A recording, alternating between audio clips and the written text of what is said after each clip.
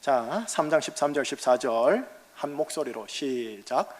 모세가 하나님께 아뢰되 내가 이스라엘 자손에게 가서 이르기를 너희의 조상의 하나님이 나를 너희에게 보내셨다 하면 그들이 내게 묻기를 그의 이름이 무엇이냐 하리니 내가 무엇이라고 그들에게 말하리이까. 하나님이 모세에게 이르시되 나는 스스로 있는 자이니라. 또 이르시되 너는 이스라엘 자손에게 이같이 이르기를 스스로 있는 자가 나를 너희에게 보내셨다 하라. 아멘. 하나님 아버지, 출애굽기 3장 13절과 14절의 말씀 속에 하나님께서 스스로 말씀하신 하나님의 이름에 담긴 비밀 속에 들어가고자 합니다. 성령님의 조명하심 속에 말씀이 조금씩 이해되게 하여 주옵소서. 예수 그리스도 이름으로 기도합니다. 아멘. 율법의 핵심, 율법의 상징, 율법의 대표 하면은 십계명입니다. 십계명에 대한 이해를 가지기 전에 여러분하고 제가 이해해야 할 대목이 있습니다. 바로 십계명을 주신 하나님이라는 신을 이해해야 합니다. 이분을 이해하지 않고서는 이분이 왜 십계명을 주셨는지 그 깊이를 헤아릴 수가 없으며, 그리고 이 십계명을 주신 하나님이 어떤 분인지, 또 이 십계명을 준 의도가 뭔지를 간파하지 못하고 왜곡하게 되어집니다. 그래서 오늘은 하나님에 대해서 알아갈게요. 십계명 강의 두 번째인데, 우리가 알고 있는 하나님에 대한 이해, 그거 말고요, 하나님께서 스스로 나는 무엇이니라 라고 말한 하나님이 친히 말씀하신 그 하나님을 알아가도록 하겠습니다. 세상에서는 하나님을 뭐라 부르느냐? 신이라고 부릅니다. 저도 우리 교회에서 가끔씩 신이란 단어를 쓰죠. 일반 사회 보통 명사니까 당연히 쓸 수도 있다고 생각합니다. 개신교에서는 하나님, 천주교에서는 하느님, 그리고 이슬람에서는 알라, 영어권에서는 God이라고 합니다. 그런데 신에 대하여 사람들이 명칭하는 바가 이렇게 다양합니다. 하나님은 히브리어로 뭐라 하냐면 엘 혹은 엘로힘이라고 합니다. 인간들이 신을 만나면서 그 신에 대하여 이름 짓기를 뭐라 부르느냐? 엘로힘, 알라, 갓이라고 하였습니다. 하지만 하나님께서 그 스스로 당신을 인간에게 소개할 때 나의 이름은 엘로힘, 알라, 갓이라고 하지를 않으셨습니다. 한편 신약 시대로 오면 예수님께서 하나님을 소개할 때 아버지, 아빠라고 소개를 합니다. 허나 아버지라는 단어는 하나님이 어떤 분인지를 알려주는 단어이지 하나님의 고유 이름은 석자는 아닙니다. 여러분, 성경은 이름 장명을 중요하게 생각합니다. 대단한 영적인 의미가 실려 있고 그 사람의 인생이 그 이름에 긴밀히 연결되어 있다 생각합니다. 그래서 아버지가 아들의 이름을 신중하고도 의미 있게 장명합니다. 특별히 하나님께서는 당신의 선택한 백성의 삶을 간섭하기 시작할 때 구약을 보면 이름을 계명을 해주십니다. 가장 대표적인 예가 아브라함입니다. 여러분, 아브라함의 원 이름은 아브람입니다. 아비라는 아브와 람, 존귀함이라는 단어의 합성어입니다. 뜻은 존귀의 아비라는 뜻이죠. 이 이름 정도면 대단한 이름입니다. 이 이름대로 인생이 풀어져도 대단한 인생입니다. 그런데 하나님께서 아브라함을 만나 이 사람 인생에 간섭하기 시작할 때 주신 이름이 있으니 아브라함입니다. H, 자음, 해가 붙어서 람이 라함으로 바뀝니다. 라함, 뜻은 다수, 복수라는 뜻입니다. 그러면 직역하면 뭐냐? 다수의 아비, 많은 복수의 아비. 그래서 의역하여 성경에는 뭐라 되어 있느냐? 열국의 아비라고 이해합니다. 그런데 여기에는 단지 문자 뜻을 넘어 더 큰 축복이 이 이름 계명에 녹아져 있습니다. 여러분, 람은 무슨 뜻이냐면 존귀라는 뜻이라고 했습니다. 람이 라함이 됨으로써 뭐가 되느냐? 단수로서의 존귀가 복수로서의 존귀로 확장되어진다라는 의미가 내포되어 있습니다. 더욱이나 하나님이 이 사람에게 단어 H, 해라고 합니다. 히브리어로 해라는 단어 하나만 딱 붙여주는데 이 해라는 단어가 하나님의 은혜를 상징합니다. 종합하면 이겁니다. 하나님의 은혜로 값없이 너희의 존귀함이 하나인 단수에서 복수로 확 많아질 것이다. 이것이 아브라함에 달려있는 중복적인 단어 의미입니다. 히브리인 사람들은 이 단어를 보면 한꺼번에 확 다가옵니다. 이게. 우리는 소개해줘야 그렇구나 하지만 히브리어를 할 줄 아는 자들은 이 단어는 피부적으로 확 다가옵니다.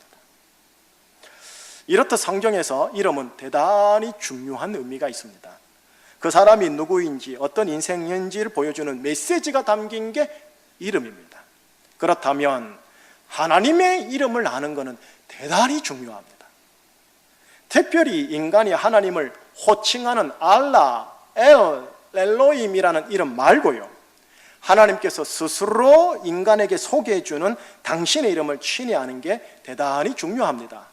그걸 알아야 하나님이 어떤 분인지 누구신지 알 수 있고 그 이름 속에서 피부로 확 다가오기 때문에 그렇습니다.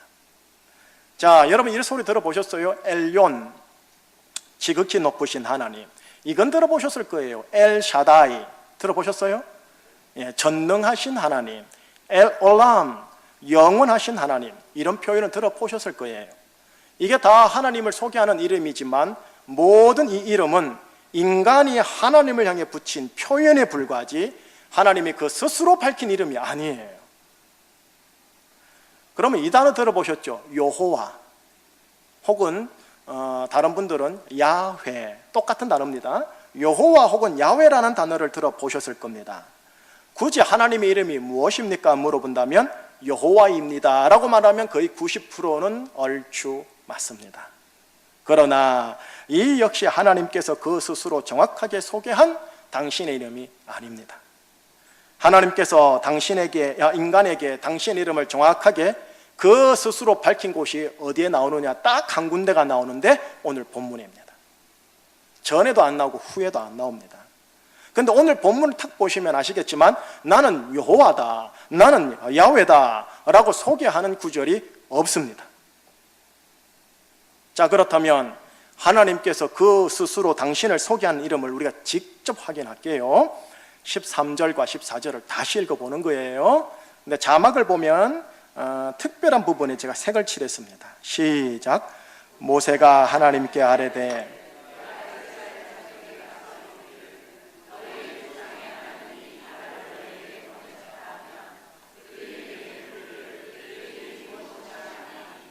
내가 무엇이라고 그들에게 말하리이까? 하나님이 모세에게 이르시되 나는 스스로 있는 자이니라. 또 이르시되 나는 이스라엘 자손에게 이같이 이르기를 스스로 있는 자가 나를 너희에게 보내셨다 하라. 저 14절이 그 유명한 하나님께서 스스로 당신을 소개하는 구절입니다. 저 구절을 유대교인들이 핵심으로 꽉 붙들고 있는 말씀입니다. 저 말씀으로 창세기를 해석하고 저 말씀으로 말라기를 해석하고 저 말씀으로 십계명을 해석합니다. 우리는 기독교인들은 예수로 해석을 합니다. 자, 나는 스스로 있는 자이다. 14절에 되어 있죠. 나는 스스로 있는 자이다. 이거를 영어로 표현하면 혹시 여러분 영어 성경 뭐라고 되어 있는지 아세요? I am who I am 이라고 번역이 되어 있어요. 저 나오네요. I am who I am. 이거 번역하기도 어려워요. 우리나라 말로 번역하기가 참 어려워요. 그리고 14절 끝에 이래 돼 있어요. 이스라엘 자손에게 너는 이같이 이르기를 스스로 있는 자가 나를 너희에게 보냈다 하여라. 스스로 있는 자가 모세를 이스라엘에게 보내었다 하여라. 스스로 있는 자, 이 단어를 영어로 보면 뭐냐? I am이라고 합니다. I am. 이거는 대문자로 적습니다. I am. 히브리어도 지금 적었네요. 어떻게 용케 히브리어를 적었네요. 에흐예, 에흐야세르 에흐예라고 해요. 히브리어도 영어식 표현과 똑같아요. 여러분 영어를 혹시 할 줄 알면 헬라어나 히브리어를 배우는데 조금 용이합니다. 그런데 우리나라 말은 히브리어, 헬라어 어법하고 너무나 달라고 해요. 하나님께서 당신의 이름을 소개할 때 뭐라고 소개하느냐 아세요? 나는 여호와니라 이라 하지 않고요, 나는 I am이니라. 이렇게 지금 소개하신 거예요, 모세에게. 그런데 이제 우리나라 말로 재번역을 해봅시다. I am을 한국말로 뭐라 번역해야 합니까? 자, I am a teacher. 뭐예요, 그러면? 나는 선생님입니다. 그런데 teacher를 빼버렸어요. I am 이래버리면 뭐라 해석해야 돼요? 나. 오 권사님, 영어 하시잖아요. I am 뭐예요? 우리나라 말로. 개신교 우리 성경에는 나는 스스로 있는 자, 스스로 있는 자라고 의역을 하신 거거든요. 이게 번역하기가 쉽지가 않아요. 굳이 어색하지만 직역을 하면 어떻게 번역이 되냐면 나는 있다예요. 나는 있음이에요. 조금 고상하게 표현할게요. 나는 존재한다. 나는 존재함. 이게 I am이에요. 하나님의 본 이름이 뭔지 아세요? 대문자로 I am입니다. 이게 원 하나님의 이름입니다. 여러분, 당신의 이름이 뭡니까? 예, 저는 김희식입니다. 이렇게 질문에 대답을 해야 되는데, 예, 제 이름은 나는 있음입니다 라고 말하면 이게 좀 어울립니까? 안 어울려요. 이름이라 밝혀주셨는데 이게 이름 같지 않은 이름인 거예요. 인간이 사용하는 이름과는 다른 차원의 이름을 좀 주신 거예요. 이름이 있다라는 건지 없다라는 건지 말장난하는 것 같기도 하고 아닌 것 같기도 하고 아리송하게 주신 말씀이에요. 아마 모세가 들으면서 속으로 이게 무슨 이름이 이래 하지 않았을까 제가 추측이 될 정도예요. 자, 이 말씀을 의역을 해서 14절을 제가 바꿨어요. 의역이 아니죠. 참 직역을 할 거예요. 직역을. 거칠지만 자, 14절을 한번 읽어보십시다. 시작. 하나님이 모세에게 이르시되 나는 있음이니라. 또 이르시되 너는 이스라엘 자손에게 이같이 이르기를 나는 있음이 나를 너희에게 보내셨다 하라. 이야, 이렇게 히브리어로 직역하면 이래 되어져야 돼요. 하나님이 그 스스로 이름을 소개하기를 나는 있음이라고 해요. 그래서요, 이 이후로요, 모세 이후로 인간들이 하나님 이름을 부를 때 어떻게 하느냐? 그분이 있대. 그래? 그분이 있음? 그래, 그분이 있대. 그래서 그분은 있음이라고 하기를 시작했고, 그분은 있음이라는 단어의 히브리가 뭔지 아세요? 여호와예요. 처음 알았죠? 여호와라는 고유 명사의 이름 뜻이 뭐냐? 그분은 있음이라는 뜻이에요. 그게 여호와 야훼라고 그래요. 아브라함과 이삭과 야곱을 만나주신 하나님이 이제서 이름이 밝혀져요. 모세 시대 때 여호와 혹은 야훼, 우리나라 말로 직역하면 그분은 있음. 조금 더 정확하게 직역을 하면 나는 있음이라는 신이 아브라함과 이삭과 야곱을 만나주셨고, 나는 있음이라는 하나님이 태초에 천지 만물을 창조하신 거예요. 자, 들으니까 어때요? 대단히 어색하죠? 우리나라 말로 직역을 해서 하니까. 여호와 하나님이 천지를 창조하셨다 하면 이게 이해가 확 다가와요. 여호와라는 고유 명사 외래어기 때문에 확 다가오는데, 이거를 직역을 해가지고 문자로 풀어가지고 하니까 나는 있음이라는 하나님이 천지를 창조하였다 하니 이게 어색하게 들려요. 왜? 실은 한 번도 들어본 적이 없어요, 우리가. 그죠? 성경 공부하시는 신학자들이나 좀 이런 거 알 줄 알지요. 여러분, 근데 히브리를 쓰는 히브리 유대인들은 다 이렇게 받아들이는 거예요. 혹시 이 자리에 미안합니다 이름을 써서 순자, 여러분 딱 들으면은 순자, 말자 느낌이 어때요? 약간 죄송합니다, 촘실방 하잖아요. 그런데 이거는 우리끼리 이렇게 느껴지는 거잖아요. 근데 외국 사람들에게 순자, 말자라고 딱 말하면 그게 촘실방하게 느껴져요? 전혀 아니에요. 그냥 순자, 말자 이라지요. 마찬가지예요. 여호와라는 단어가 우리한테는 그냥 익숙한데 이분들한테는, 유대인들한테는 대단히 어색한 거예요. 그분은 있음, 이게 무슨 이름이 이래, 이런 거예요. 그래서 히브리인들은 지금도 여호와라는 단어를 입에 붙이질 않아요. 그리고 영어로 쓸 때도 대문자 G만 써요. God도 안 써요. 대문자 G만 딱 써요. 목사님, 아니 10계명 강의에 들어간다 해놓고 왜 하나님 이름을 이렇게 길게 설명하십니까? 이유가 있어요. 하나님께서 스스로 밝혀주신 이름을 충분히 우리가 이해해야 제1계명과 제2계명을 왜 제일 먼저 주셨는지가 고개가 끄덕여져요. 1, 2계명이 뭐냐 하면 위로 하늘에 있는 것이나 아래로 땅에 있는 것이나 땅 아래 물속에 있는 것에 그 어떤 형상도 만들지 말라, 나 외에는 다른 신들을 네게 두지 말라 라는 이 계명이 1, 2계명인데, 이 계명을, 이 하나님이란 단어를 이해해야 그렇구나 하고 이해가 되어져서 그래요. 자, 이제 여기서 이제 조금 이제 어렵게 들어가는 거예요. 최대한 쉽게 해볼게요. 지금까지 좀 어려웠을지도 모르겠지만 철학의 힘을 빌릴게요. 목사님, 설교 하나님 말씀에 무슨 철학입니까? 여러분, 철학이라는 단어의 원뜻은 지혜를 사랑한다라는 뜻이에요. 지혜.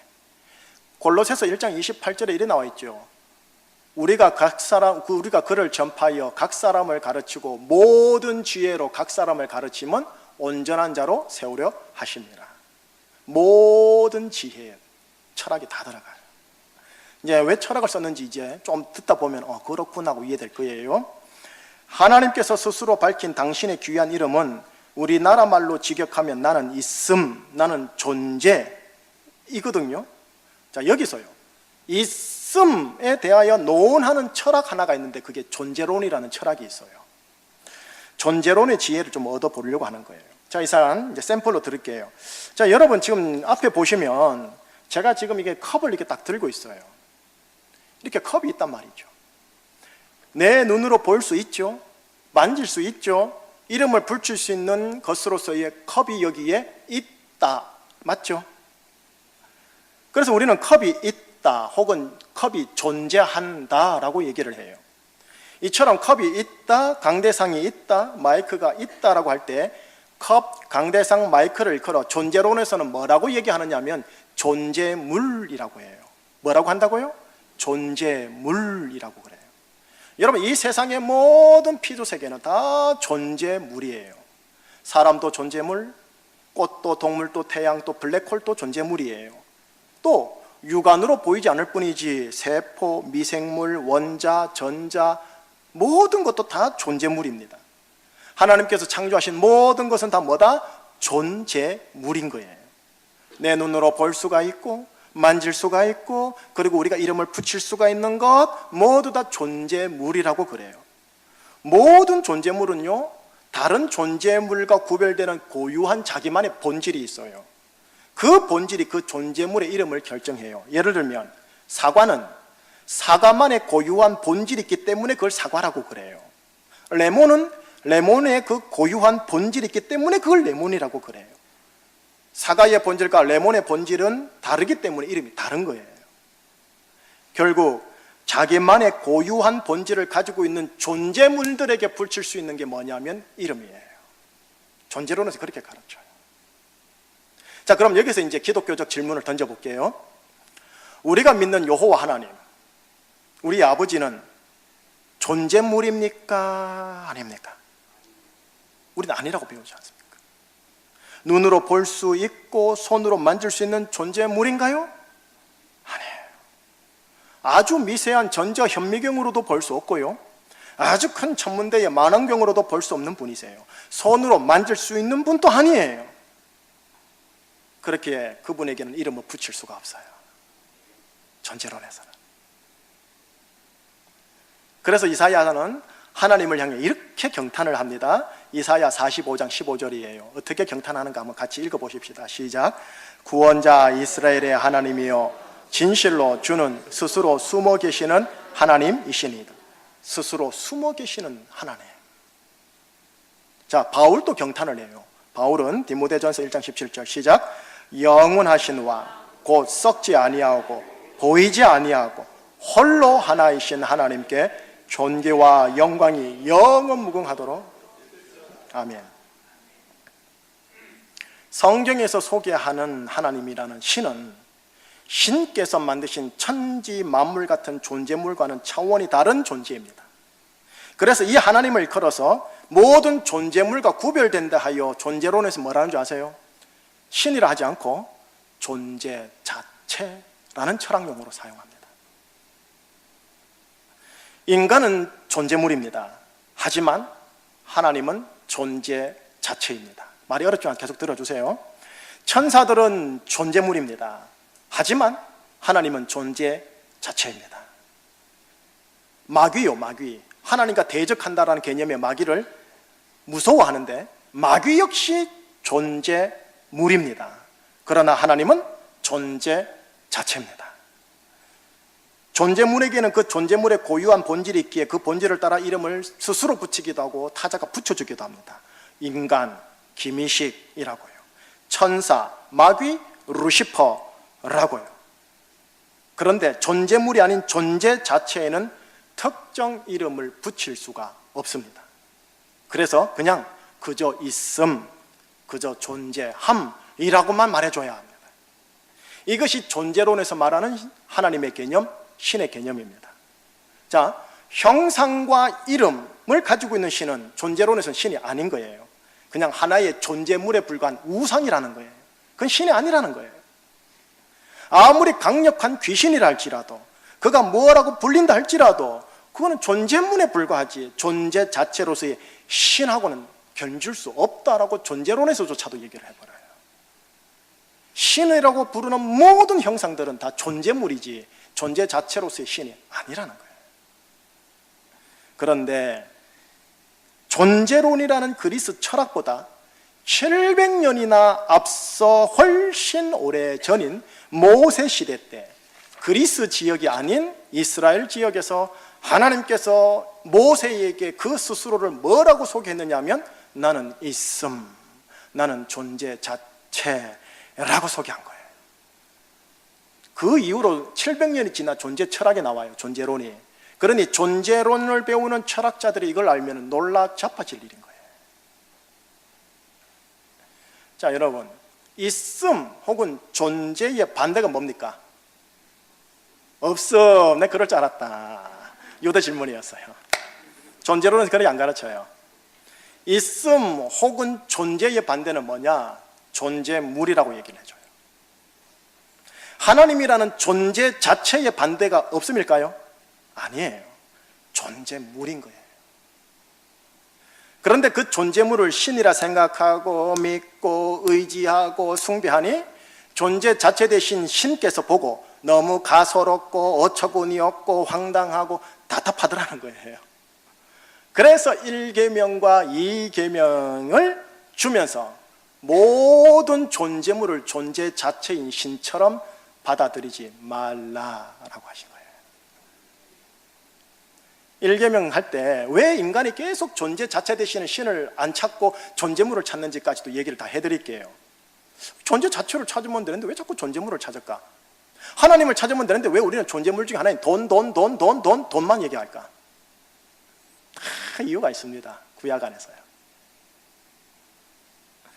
하나님이 그의 이름을 묻는 모세의 질문에 나는 있습니다, 나는 존재 그 자체다 라고 한 이 대답에는 뭐가 깔려있느냐 하면 모세야, 너는 존재가 아니다.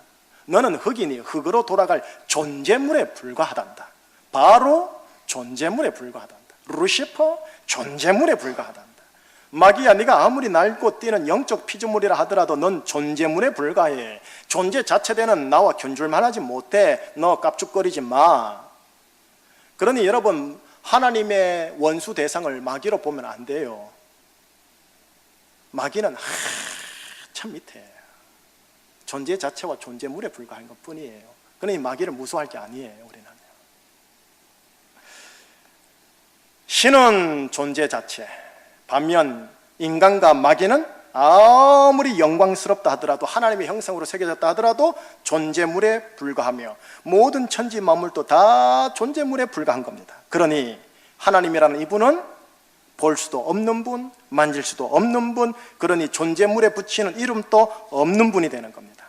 그렇게 하나님은 당신 스스로를 인간에게 표현할 때 뭐랬느냐? 나는 이름 없어. 나는 있음, 나는 존재야 라고 합니다. 한마디로 하나님은 뭐냐? 알 수 없는 분, 이해할 수 없는 분이에요. 그렇게 이름도 붙일 수 없는 그런 분이라는 거예요. 근데 그분이 굳이 억지로 설명을 하는 거예요. 모세가 자꾸 물으니까 이름이 뭐냐고. 그러니까 나는 있음이라고 소개를 했고, 인간이 우리는 그분을 그저 그분은 있음이라고 말하자 약속했으니 그분은 있음이라는 하나님이 되어버렸어요. 이게 히브리어로 뭐다? 여호와 하나님. 하나님은 볼 수 있고 설명할 수 있고 그릴 수 있는 존재물이 아닙니다. 오늘 이거 배우고 가시는 거예요. 하나님은 존재 자체입니다. 이것이 십계명을 이해하고 하나님을 깊이 헤아리는데 대단히 중요합니다. 출애굽기 3장 14절을 히브리인들이 느끼는 정도로 계속 느껴야 구약을 제대로 이해해요. 여러분, 율법을 제대로 이해할 수 있다고요. 우리 조선 사람은 이해 못해요. 이거는 히브리인들만 이해할 수 있는 부분이에요. 마치 이거 몇 번 제가 예화로 설교했는데 이런 느낌인 거예요. 한번 들어보세요. 이몽룡 도령이가 성춘향이에게 홀라당 빠져가지고 4대 가문의 자제가 기생집 대문 앞에서 4대 가문의 사람이 탁 양반 짚고 여봐라 라고 부르는 여봐라는 단어를 영어로 뭐라고 자막으로 만들면 좋을까요? 제가 그걸 봤어요. 미국 영화에, 미국에 수출하는 영화를. 밑에 자막이 이래 돼 있어요. 헬로 하고요. 미안해요 이름 또 불러서 오경성 권사님 영어를 하셨다니까. 헬로라는 단어에 4대 가문이 미천한 기생 여인을 부르는 그 권력의 언어인 여바라는 단어를 녹아지게 합니까? 헬로, 헬로. 이게 언어의 한계예요. 우리가 이 사람이 미국 사람이 한국 사람이어야 여바라를 이해할 수 있어요. 우리가 유대인이 되어야 여호와라는 단어를 이해할 수 있게 되어져요. 그래서 최대한 우리는 조선 사람이지만 한반도 사람이지만 제가 여러분들에게 최대한 유대인들이 이해하는 쪽으로 몰아가 주는 거예요. 모든 지혜로. 자, 이제 마무리할게요. 존재 자체, 하나님은 존재 자체다. 이것만 기억하세요. 제가 십계명을 계속 강의할 때 이걸 계속 강조해 드릴게요. 결론을 지을게요. 앞에 그림 하나 보면서 마무리합시다. 저 그림 좀 민망한 그림이 좀 있어가지고 좀 미안한데요. 어쨌든 저 그림 하나를 딱 보시면 저 그림 보신 것 같으세요? 로마 교황청에 있는 성 시스티나 성당 벽 위에 그려져 있는 천지 창조 그림 중에 하나예요. 미켈란젤로라는 화가가요, 혼자서 4년 1개월간 창세기 1장의 천지 창조를 성당 위에다 그린 그림 중 하나님이 아담을 창조하는 사건을 지금 저렇게 그린 거예요. 왼쪽에 있는 나체의 남자가 아담입니다. 그리고 오른쪽에 있는 할아버지 같은 산신령 같은 분이 누구냐면 하나님이세요. 자, 이제 설명을 좀 해드릴게요. 미켈란젤로가 하나님이라고 그린 저 산신령 같은 어르신이 누구냐면요, 다시 얼굴 보여줘 볼래요? 저 얼굴 잘 보세요. 저분이 누구냐면 제우스입니다. 유피테르라고도 하고요, 제우스의 얼굴이에요. 미켈란젤로는 르네상스 시대의 탁월한 천재 예술가입니다. 르네상스 뜻이 뭐냐면요, 거듭나다는 뜻이에요. 우리 교회 용어 있죠, 거듭나다. 그게 르네상스예요. 여러분 알고 계셨나요? 죄인에서 의인으로의 재탄생, 거듭남이 아니라 신에 대한 관심에서 인간에 대한 관심으로서의 재탄생, 거듭남, 이게 르네상스예요. 인간에 대한 관심이 많았던 때가 언제냐면 고대 그리스 로마 시대 때거든요. 고대 그리스 로마인들이 이해하고 있는 제우스 중심의 모든 신화 속의 신들이 있죠. 걔네들은 신으로 보면 안 되고요, 인간을 이상화하거나 인간의 능력을 극대화한 이상적 존재물들이에요. 다시 말해 신을 존재 자체로 보지 못하고요, 인간과 같은 존재물로 본 게 그리스 로마 신화의 신이에요. 그런데 르네상스 시대는 고대 그리스 로마인들이 집중했던 인간에게로, 인간의 극대화를 보여주는 신화 속의 신으로 재탄생한 시대예요. 그때 미켈란젤로가 있었고요. 그렇다 보니 미켈란젤로는 여호와 하나님을 그릴 때 어떻게 그리느냐, 그리스 로마 신화 중에 최고의 신인 제우스의 얼굴을 본따 가지고 그대로 붙여버린 거예요. 그렇다면 저 아담요, 아담 얼굴 다시 보여줘 볼래요? 저 아담이 누군지 아시겠어요? 아담 잘생겼죠? 아폴론이라는 신입니다. 제우스의 아들입니다.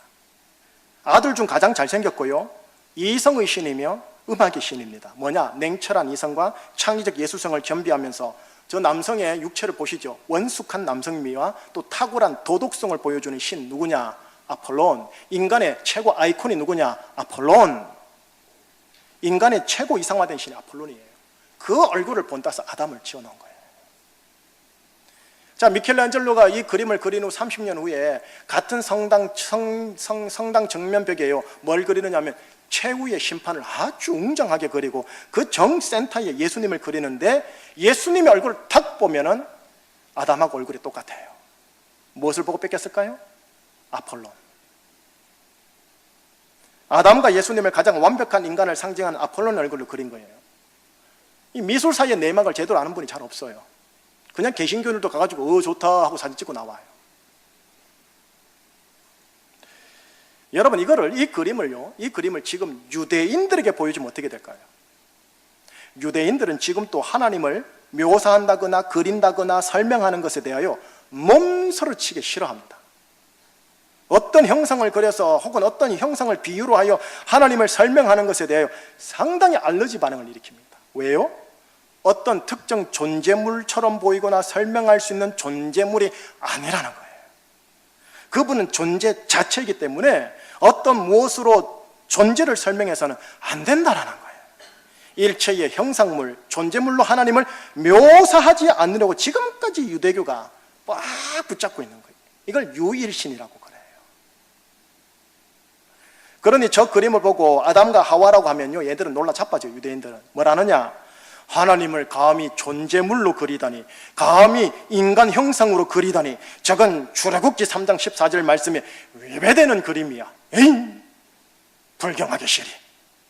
이래 되어져요. 그러나 인본주의 르네상스 정신과 가톨릭 종교에, 심지어 개신교에서조차 저 그림에 대해 문제 제기를 하지 않습니다. 르네상스 예술인이 제우스와 아폴론을 차용해서 그렸기 때문에 저 그림은 분명히 이교적임에도 불구하고 저분이 하나님이구나 하고 머리를 끄덕입니다. 자, 여러분들 가운데 좀 이렇게 말할 수 있을 것 같아요. 목사님, 예술이니까 예술로 봐주세요. 예, 저도 저기 가면 사진 찍을 거예요. 예술로 보는 아랑이 저기 없는 게 아니에요, 여러분. 저 그림이 보여주고 있는 저 산신령 같은 하나님의 이해가요, 개신교인과 천주교인들과 그리스 종교의 크리스찬들로 하여금 십계명을 제대로 이해하지 못하게 왜곡시켜버려서 그런 거예요. 하나님에 대한 성경적 이해를 왜곡시키기 때문에 그러는 거예요. 그러니 알 거는 제대로 알고 예술을 음미하자라는 거예요. 자, 출애굽기 3장 14절에 근거해서 그림을 그린다면 산신령 같은 저 어르신 어떻게 해야 할까요? 다음 그림 보죠. 저건 제가 일부러 그렸어요. 요즘은 포토샵 처리가 너무나 좋아가지고 저 자리에 아무것도 없어야 돼요. 어떤 신비스럽고 영광스럽고 기묘한 존재물로 그려서는 절대 안 돼요. 그저 아무것도 없어야 돼요. 그리고 말해야 돼요. 아무것도 없는 저 빈 공간 안에 바로 우리가 믿는 여호와 하나님이 있다라고요.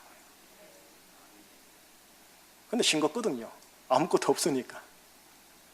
뜨뜻미지근하거든요. 영광스러운 것도 아니고 찬란한 것도 아니고 불도 아니고 물도 아니고 번개도 아니고 구름도 아니고 아무것도 없거든요. 존재 자체다 보니까. 저 알 수 없는 존재 자체 되신 분이 바로 우리에게 십계명을 주신 거예요. 그리고 그 십계명을 통해 존재 자체 되신 예수님을 너희들이 알아가라고. 너희들이 존재물이지만 존재 자체 되신 하나님의 아들들이라고. 그럼 도대체 이게 무슨 의미인가? 그거는 다음 시간에 1계명제 들어가면서 왜 존재물 되는 우리들을 존재 자체 되신 그분께 아버지로 부르게 하셨을까? 그거는 다음 시간에. 다만 오늘 우리가 믿는 하나님은 노인네로 그려서도 안 되고 산신령으로 그려서도 안 되고 어떤 형상으로 말해서도 안 되고 오로지 존재 자체이시다. 그러나 단 유대인들은 인정하지 않지만 신약 기독교인들은 인정하는 게 있어요. 하나님은 아버지다. 이거는 예수님이 우리에게 주신 유일한 단어 소개입니다. 그러니 우리가 하나님에 대해서 얘기할 때는 아버지라는 단어로만 이해하셔야 합니다. 다른 산신령처럼 느껴서는 안 됩니다. 다음에는 이제 1계명 들어가면서 왜 인간이 존재 자체를 안 바라보고 존재물을 자꾸 보게 될까? 왜 우리는 하나님을 바라본다면서 왜 자꾸 현실과 사람과 상황과 돈만 쳐다볼까? 그 이야기를 함께 나누며 1계명 들어가도록 하겠습니다. 기도하시겠습니다. 하나님 아버지, 출애굽기 3장 14절의 말씀을 통과해야만 창세기 1장 1절로부터 말라기 4장까지 갈 수가 있습니다. 구약 유대인들은 이 말씀을 피부로 느끼고 있는데 우리 개신교인들은 잘 못 느끼고 있습니다. 이거를 느껴야 구약의 하나님 아버지와 또한 율법을 주신 이유를 간파하는데, 오 하나님, 저에게도 그렇고요, 우리 교우들에게도 그렇고 지혜와 계시의 영을 주사 하나님을 알아가게 하여 주시옵소서. 우리가 세속적인 철학을 사용하더라도 예수 그리스도와 하나님 아버지를 알아가게 하여 주시옵소서. 예수 그리스도와 하나님 아버지를 아는 것만큼 자유하고 이 땅에서 존재물에 대하여 종속되지 않고 종로로 타지 않고 노예되지 않고 존재 자체 되신 하나님을 바라보며 자유한 인생으로 살아가도록 인도하여 주옵소서. 예수 그리스도 이름으로 감사하며 기도합니다.